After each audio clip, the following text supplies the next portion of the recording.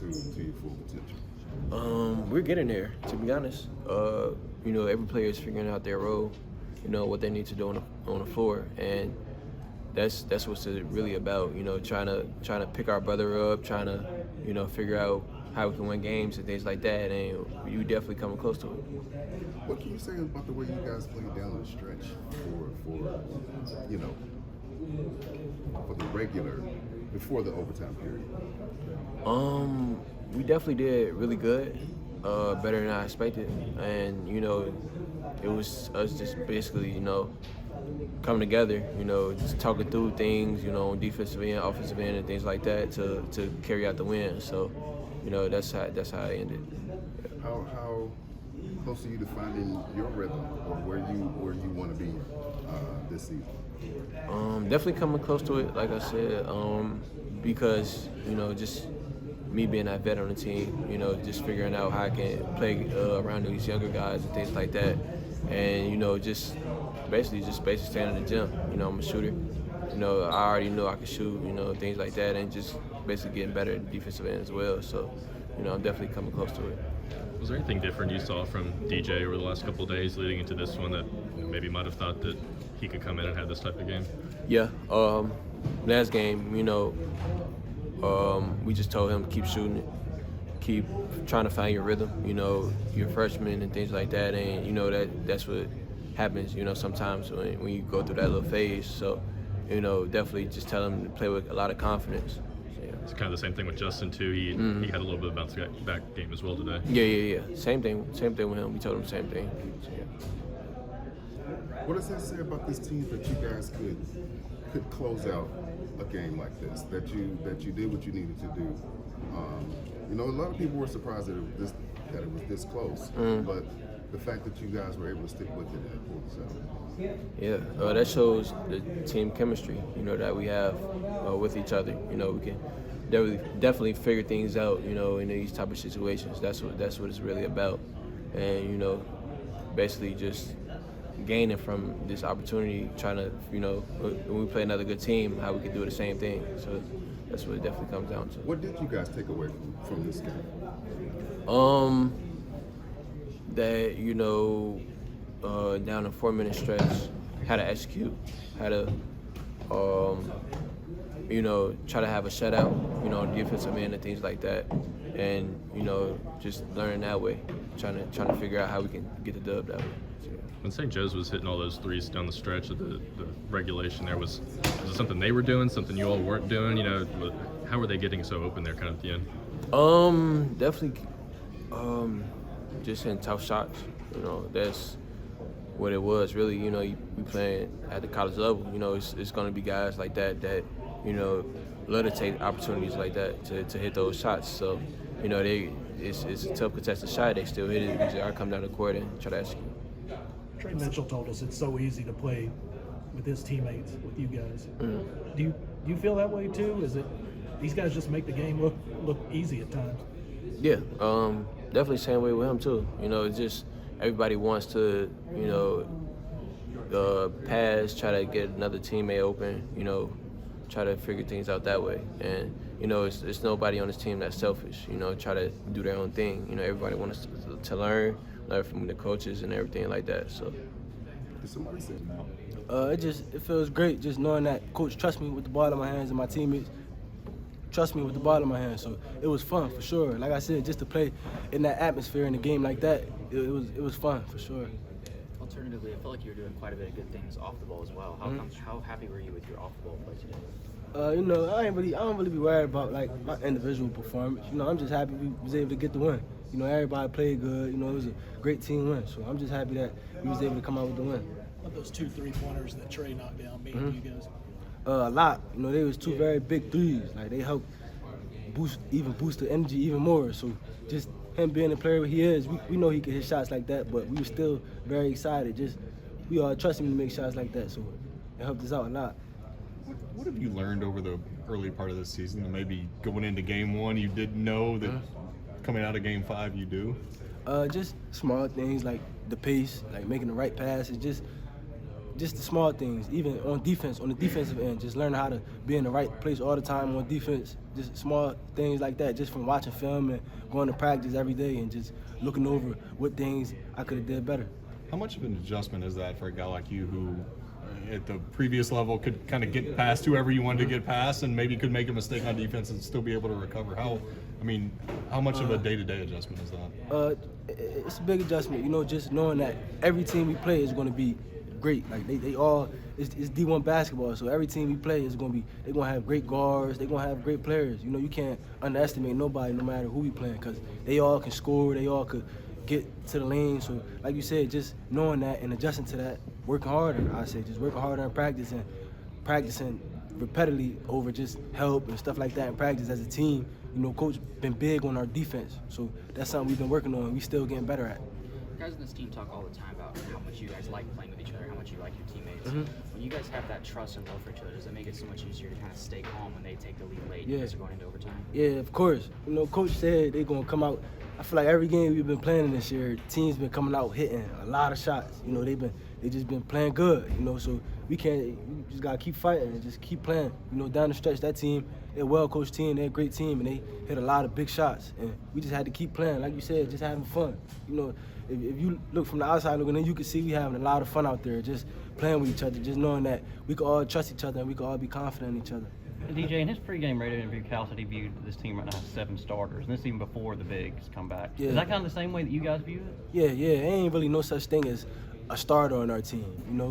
Everybody gonna play, it don't really matter, so whoever start the game off, we just try to start the game off strong. It don't matter who in the game, we gonna cheer each other on no matter what, because we know how much good players we got on the team. Everybody can play, so Coach saying that we got 7 starters, he's not lying. It don't matter who started. Just any given day, anybody can start. I think St. Joe's scared a lot of people in this building tonight, but you guys have come unfazed. But you say you just had fun and. Yeah, that comes with the game. That's what it's all about, playing in games like this. That's what make you want to play, just being able to compete in games like this. So I wouldn't say it scared us. It made us fun. Like when they was hitting shots down the stretch, we was in the huddle, like we good, like smiling and all type of stuff, because we just knew we just had to keep fighting. That's what comes with the game. Games like this where you kind of do have to grind it out towards the end and be in unfamiliar territory like that, what do you take away maybe from yourself or a team that's still figuring out a lot of things? Yeah, just that we strong. No matter what happened, we gonna keep fighting. No matter what, we gonna keep fighting through the adversity. So I wouldn't even say that shocked me. I feel like we got a lot of trust in each other. We all know the type of players we got, especially in games and moments like that. That we all, I would say, is prepared for moments like that, and that just comes from practicing a lot, just going over small things, just to help us, I say, be smarter and play better down the stretch.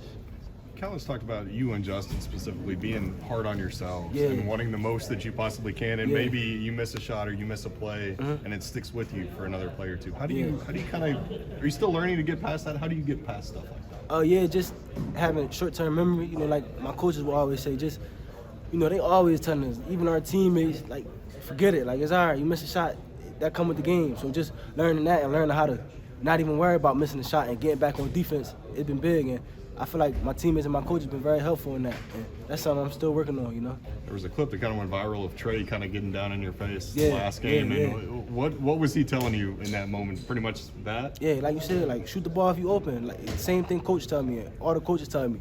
Because he tell us all, if we open, shoot the ball. He ain't going to take us out for missing a shot. He going to take us out for not taking the shot.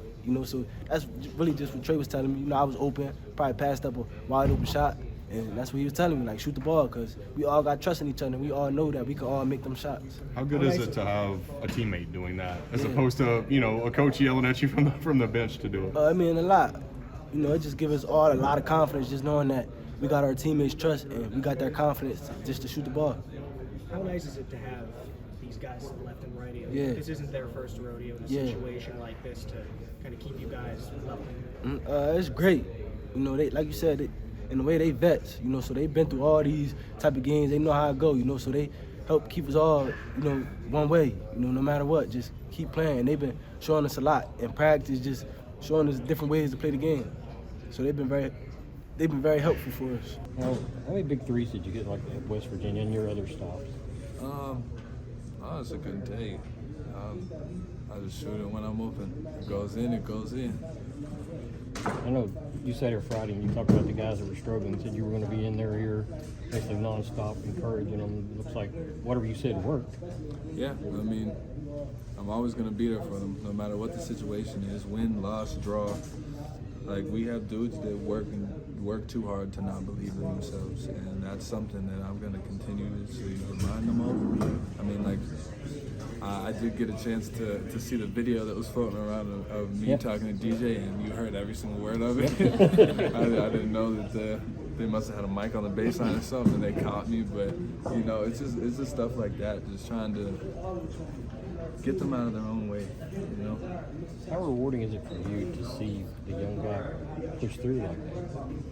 Oh, it's unbelievable. I mean, you know, you have people that'll hit that wall and bounce off of it. You know, these dudes hit that wall and then hit it again and ran through it. You know, so just being able to see that and just see that they're capable of getting past these things, and I think that's more so for them, that they can see that these things can happen, but the way that you respond to it is ultimately going to show.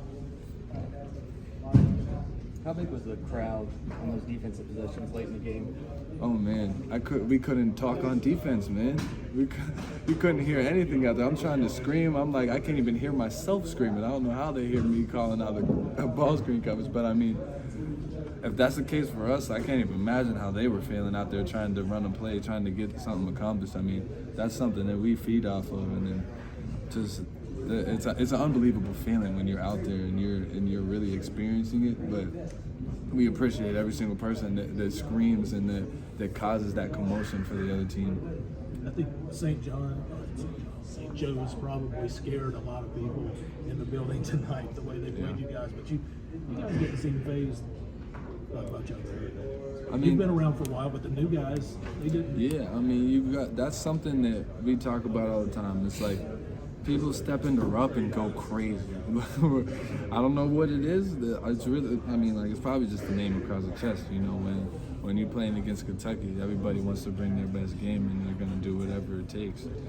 So, I mean, I think that it credits back to our guys. It was constant, nonstop. No matter what they had, we had an answer. We were coming back every single possession. That's something Cal always talks with us about, so I can only imagine how much he talks to you about that, you know, everybody's Super Bowl, that sort of stuff. How many games like this does it take for you guys to be like, oh my, people do play really well here, especially from deep, it seems like? I think a lot of people noticed it already. I mean, it's almost every team we played so far has came out hot. It just so happens that they stayed hot, you know. But like I said, we got dudes that answer the call, so it's something that we're going to expect moving forward. I mean, that's something you're probably going to see on the road too, just because we got that Kentucky jersey on. I mean, we're going to have to bring it every single possession until that buzzer goes off, and then some, as you can see, OT. Trey, before the game, Cal, in his pregame radio interview, mentioned that even before these bigs get back, he views you guys have 7 starters right now. Is that kind of the same way you guys as players kind of view just how interchangeable you are? Yeah, I mean, I'd say so. But, I mean, like, we're not caught up in labels. You know, we wouldn't say that it's like, oh, we got 7 stars. Like, yo, we got 7 dudes, 8 dudes, 9 dudes. Like, we got dudes that can go. And regardless of who starts the game, everybody has to put their imprint on it. I would think you kind of enjoy the role being kind of forgotten as the three-point shooter by some of those defenses. You know, I don't mind it. I'm cool slipping into the background for a second, because when you forget about it, you're going to pay. Twice in a row. Yeah. In this case, twice, and then the next possession they had to switch off. They had to switch to the 4 and the 5. What goes through your head on that second one in overtime? When I'm like, what do you mean? Like when I shot it or when I made it? When you're screaming like crazy. Yeah. I don't know. Honestly, it's just I'm so caught up in the moment. I don't know what to do but scream. You know, just because somebody's got to do it. And like I said, you're gonna leave me open, I'm gonna shoot it. Chances are it's gonna drop. Your coach told us he saw you when you were a younger player and really liked your game. I think it's really transformed and gotten better. Now when he looked at the schedule and saw you transferred, he was like, oh no. So what does it make you feel like when you get that kind of respect? I mean, you know, there's an unbelievable honor for a coach of his caliber to even notice it, you know. And that more than partially. That's God just, you know, kind of in his ear a little bit, like look at this kid. But you know, I've worked extremely hard. I've transformed my game since high school and even in college. I've played in so many different systems, so many different ways, and I've just learned so much about the game of basketball and what I can do on the court. Tonight's game had a little West Virginia feel to it, I thought. You think so? As rough as it was. Oh yeah, it got a little chippy down there, but a little bit. Like I said, even in West Virginia, you got dudes that it's either you answer the call or you don't, and we got dogs on this team that are ready to answer the call. Trey, I know it was a long time ago, but do you even remember that game? You know, with UMass versus them, or can you not remember Against St. Joe's? Yeah. I mean, I know it was a lot. That's why I said it's a long time I don't ago. know. I was probably going to work though. I mean, I was going to work in the A10. I was running the A10 a couple years. I was in there. That's why I left. Trey, Cal said, I guess after the Stonehill game Friday, that he was surprised looking back that you had more turnovers than assists over your first 4 seasons of college. And you talked about, you know, you thought you've always been a really good decision maker, a good passer. Do you have a theory on why that? Because that is pretty shocking. I don't know. I really don't know because I feel like I do make good passes. I mean, I love every team I've been on, but I guess, you know, not everybody likes making a shot when I pass it to them.